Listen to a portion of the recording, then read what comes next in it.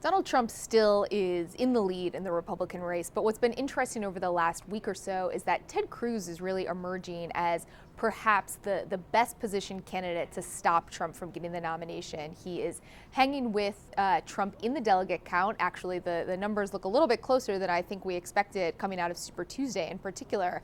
And Cruz is making the argument that he's the only candidate in this field that can actually beat Donald Trump because he's proven that he's able to do that. And it actually becomes a compelling argument when you have people sitting here looking at how do we stop Trump, and they talk about a brokered convention or a third party candidate. Really, the best way to beat Trump is to actually beat him in these states and accumulate the number of delegates needed to clinch the Republican nomination.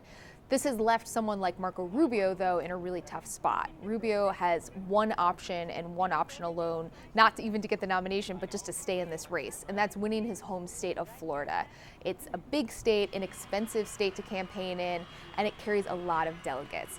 If he can beat Trump there, he has an argument for staying in, but his path is still very unclear. We're about 20 contests in right now, and he's won 2. And you can have moral victories and you can beat expectations, but unless you start to actually win states and pick up the delegates that you would need to eventually become the nominee, you really don't have a rationale for your candidacy. And if you lose in your home state in particular, it really sends a message. The Republicans have grappled for many years with a gap between party leaders and grassroots voters. But usually in presidential elections, these differences get papered over. But it's in this election that we're really seeing the grassroots essentially fight back. They are just tossing aside candidates who are governors and have deep political experience in favor of candidates like Donald Trump and Ted Cruz. It's not what the establishment expected. They expected that someone would rise up and be able to go head to head and eventually take out Trump or Cruz.